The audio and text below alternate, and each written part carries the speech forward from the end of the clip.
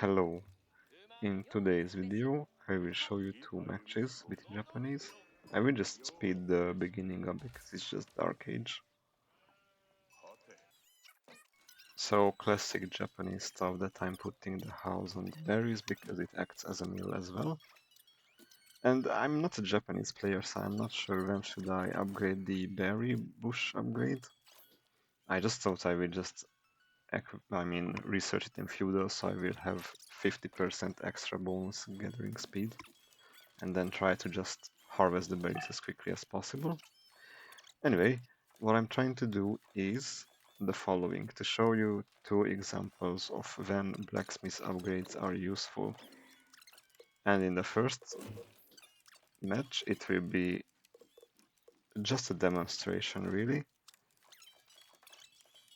I will collect enough stone to upgrade the first level of daimyo in the town center, and I will just stack the blacksmith upgrades, the melee damage upgrades, with the Onebugeisha basic damage, and I will add on top the barracks bannerman damage bonus as well, because Onebugeisha has 6 damage by default, but after you research both melee upgrades in the blacksmith and you get the bannerman upgrade, you're going to have 9 damage overall. Which means that you have achieved a 50% damage increase, which is really good. In the beginning, I'm a bit low on food, but like when you have around 100 resources, it doesn't really matter, because what would you do with that 100 resources?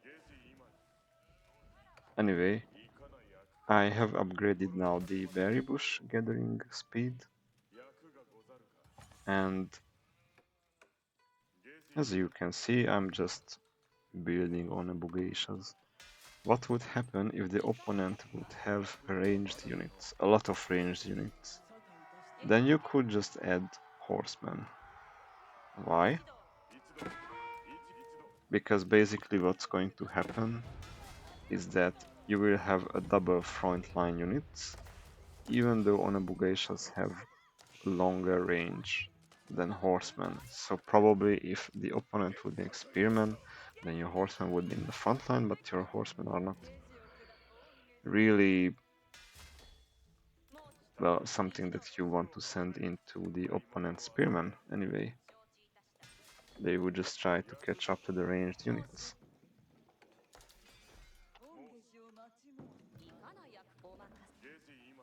It's really nice to utilize the farms around the landmark. I have seen people put this Kura warehouse or storehouse uh, next to the TC, because then if you upgrade the TC, a lot more farms will be in its range to grant the bonus gathering speed, but it's whatever, it's up to your own taste. I'm starting to have a decent army. I am pretty sure I can take on his army now, because he only has spearmen which attack really slowly compared to Onebogeishas, who have a 0.9 attack speed. Spearmen have 1.8 or so, so exactly double the time. And now I'm doing even more damage than them if they have the bannerman around. So more damage and twice the attack speed, which is quite good. The mistake I'm making here is that they are following the bannerman, I think. So their movement speed is not 1.5 currently, but they are accommodating to the bannerman. Anyway, I'm trying to engage here, but the reinforcement from his side is just too much. So I'm gonna perish. And for some reason I thought that guy on the north who was killed was John Dark, but no, I can still see the crown sign. So I was confused here for a bit, because I thought that he will not get any XP from my army. But it's whatever. I lost my army. It is what it is. It was a mistake to fight his reinforced bigger army. I'm sending 10 villagers to the deer pack, and I'm just slapping down 2 towers in order to be able to garrison everybody if something bad happens. But really nothing much is happening. I'm just remaking my bannerman and I'm just spamming on a Bugesha from 2 barracks. And that's it. That's all my army is going to be probably in this match if he is not changing his army composition. I'm not sure if I can still fight it because one knight makes a huge difference because it costs 240. But as you can see, that knight just perished in like 2 seconds, so it's time to just chase down the army. There is nothing he can do against mine. So I don't even pay too much attention to my army now. Because of course I have the map reviewed, so I see that there is no reinforcement incoming. But if you're playing against a player, you have to pay attention to your army. If you see that there are more enemies incoming, then you can flee with Onebugashas pretty well because their movement speed is really good, 1.5. They can easily run away from other infantry units. I'm trying to snipe JD here. He pops the heal. Well, of course it's an AI, so I cannot really expect it to use his other ability as well that might damage my whole army. I'm just sending my units there to prevent his second TC from happening. Hopefully I'm able to do that. And slowly I will have enough resources on my own as well to build my second TC. Thankfully I didn't lose my villager there because he didn't focus it down.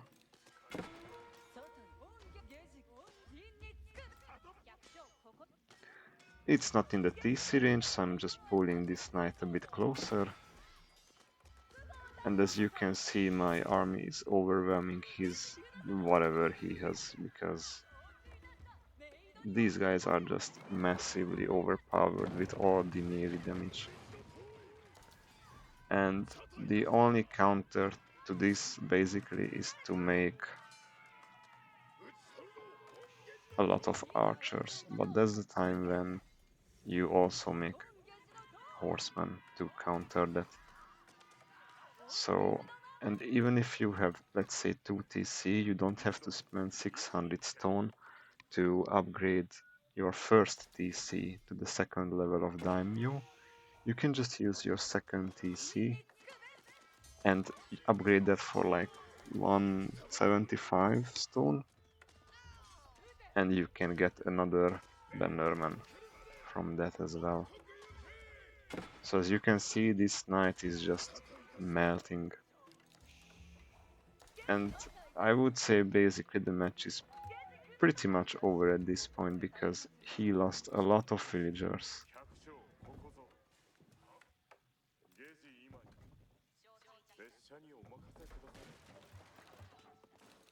As you can see, I have added my second TC here on the berries.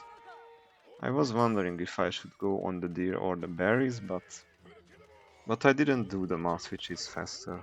I'm just trying to focus down as many villagers as I can before I get wiped out. I'm gonna end this match here because like he doesn't have anything to even try and stay in this match.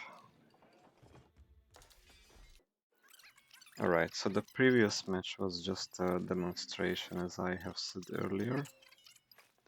And in this match against Zushi, I have chosen this opponent on purpose because I know that they can make Zugenu and also palace guards in Feudal Age. which is in itself sounds really strong, except against another armored units maybe, like knights, because other men-at-arms have slower pace, so Jugenus can deal maybe a lot of damage into them if they are getting massed, and they can even make either palace guards to soak damage or spearmen to prevent incoming horsemen from hurting them too much. Alright, whatever. So their comp is pretty good, I guess, in feudal.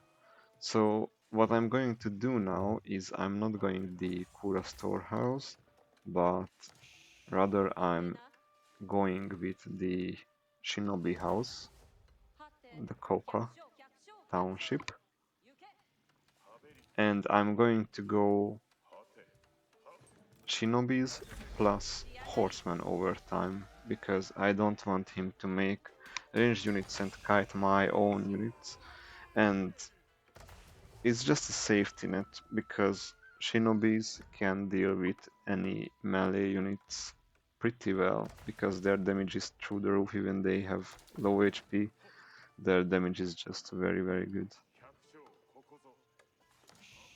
And of course they have the downside of not being able to charge, but they have the teleport, so it's whatever.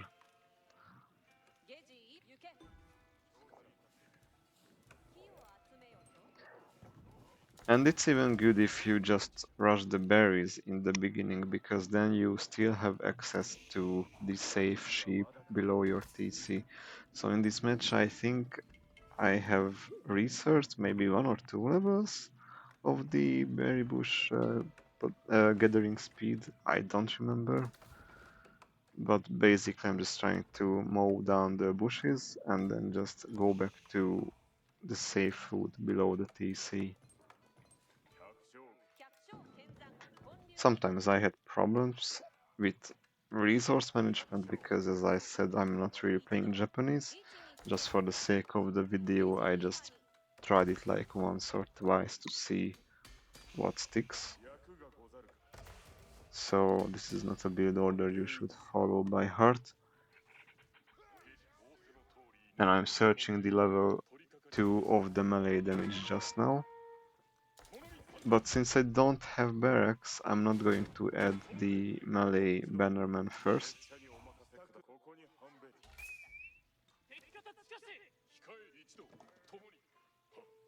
I'm trying to not engage while his army is a bit bigger, and I could have used these shinobis to attack his gold workers, but it's whatever. I don't want to make the challenge too easy. You know, I'm just trying to see sometimes if I can land some free damage or not, but it's just a reflex, to be honest, after some point. Sorry for the brief pause, I edited this out of the video. I just had something I had to attend to. Anyway, so as you can see, I have only used one guy on stone to gather up for the first daimyo for the TC. The only thing I'm worried about is that you kind of have to go on stone to get the bannerman eventually and to get economical bonus as well. So you might be a bit more vulnerable because you're on multiple resources out on the map, or even if it's close to your TC, you're still on multiple resources that are attackable. So either you spend a lot of resources on securing those areas, or you just try to YOLO it with like, I don't know how many villagers even to make sure that you can gather it in time before the opponent arrives.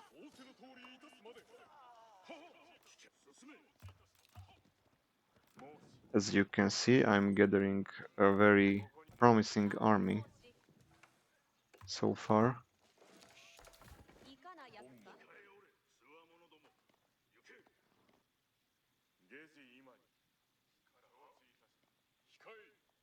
That one guy on stone is doing his job pretty well. Soon he will gather enough stone for me to put down my second TC. And if you're wondering why do I go second TC all the time, it's well, for one, the opponent is resource cheating, so I should try to catch up to him somehow. But second of all, against players, if you can manage to... Now I'm pulling away the horses so the spearmen won't target them. And I'm just focusing on what they counter the best against range units. And you can see the shinobi is just dead, so much damage. They just pretty much raised the entire opponent army. I'm trying to catch the second TC from completion. It is a bit of a bad AI habit that if something is very close to completion, he will just throw one or two more villagers at it to make sure that it's completed.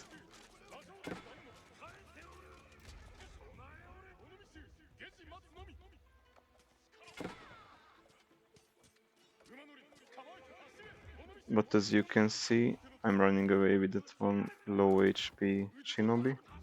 I don't think I can save the other one, I didn't save it. Yeah, one is going to die here. Oh no, he survived as well, whatever. So I'm trying to burn it down, it will take a while. Buildings that are under construction still take more damage than buildings that are fully built, so keep that in mind. I'm just putting down my second TC there.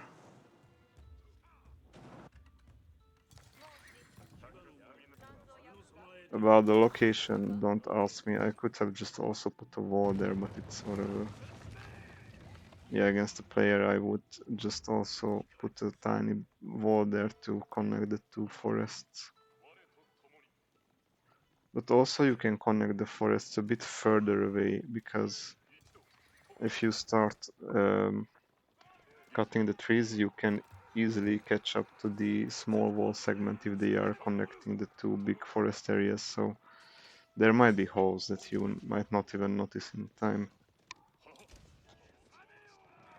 I was really hoping here that I can teleport in front of the villagers to kill them, but it's whatever.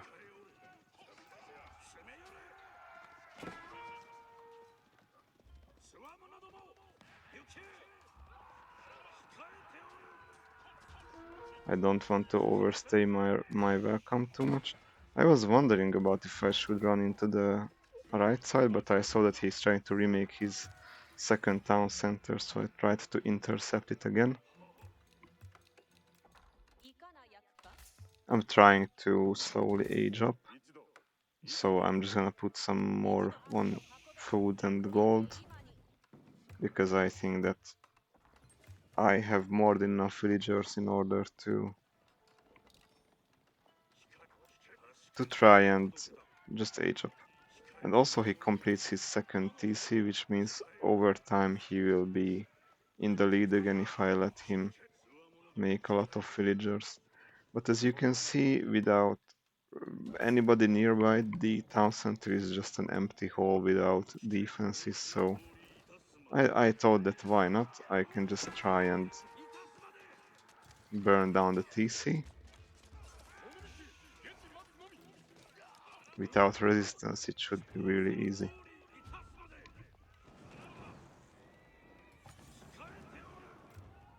He thought otherwise, but I'm not really going to give in to the thoughts of zeros and ones, so again, with the horses I'm just trying to go around it and just kill the ranged units. It's whatever, you can just give them an auto attack command once you're really close to the ranged units.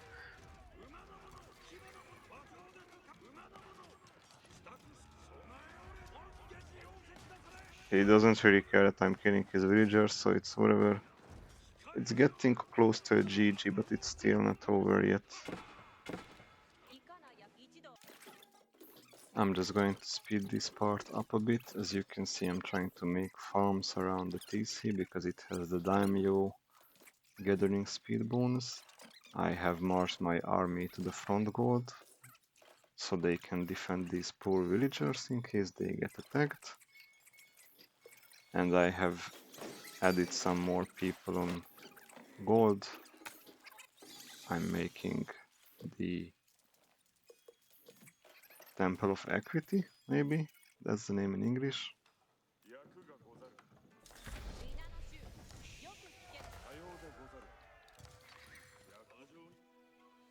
And I'm going to start collecting relics.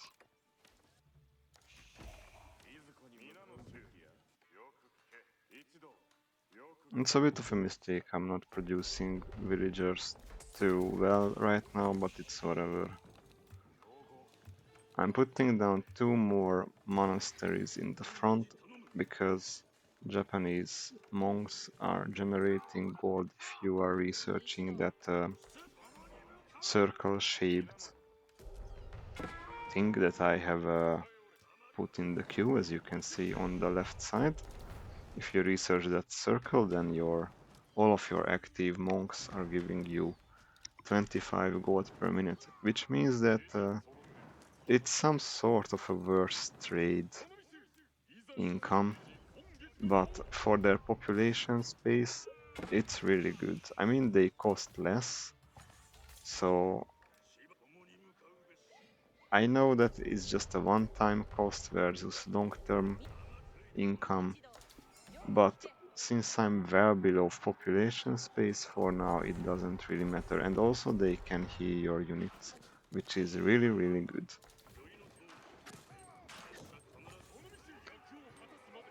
The emplacements on the towers just finished like some seconds ago, so they can pretty much deal very good damage to any incoming enemies. The opponent reached the castle age as well.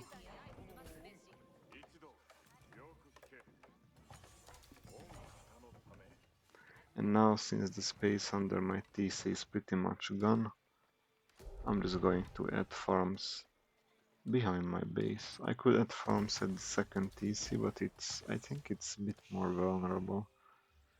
And I also make a monk just to capture the sacred sites. The monks here are healing up my army. My army was pretty low HP for quite a while.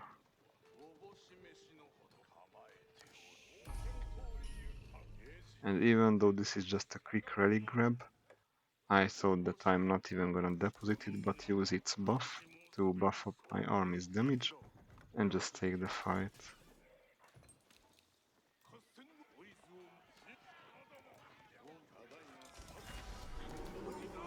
Not everyone is in the buff aura, so I'm just sending them in. And the opponent kind of froze here. But as you can see, my horsemen are doing 18 damage and my shinobis are doing 37 damage per hit. So even if we just engage or kill the monk in time, my army would kill them in like 5 seconds or his units, no questions asked. So I'm just putting down some more production buildings, and this is the point where the game is pretty much over. I have a crushing advantage regarding villagers, regarding army count, especially because I have converted his army. If you convert something, it's not only he loses it, but you gain it as well, so it's double the value. So at this point, all I just need to do is just attack move his whole base. But also, I'm adding some monks to the party, so they can heal up any injured units.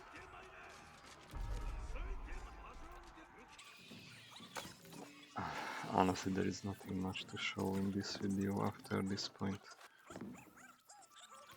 I will just gather my army. I even have enough resources to age up to age 4. Not very slowly, but surely I'm getting getting pop capped as well in like some minutes. This match is pretty much over, and also the amount of monks I have can heal up my whole army pretty nicely, so I'm not gonna lose too much against static defenses. As you could see in that brief moment of fight. For example, the Shinobi is dealing 37 damage per hit is crazy good. So sometimes it's worth to just stack the damage. For example, the blacksmith damage in the first match from 6 to 9 damage. It's an extra 50% damage regardless of how you're looking at it. And here, just stacking the bonus of the Bannerman and the relic damage bonus to the monk is just insane. So yeah, I hope you learned something about the importance of upgrades in this video and when to apply them actually. So have a nice day, thanks for watching, and if you have any topics you would like to get covered, let me know. Goodbye.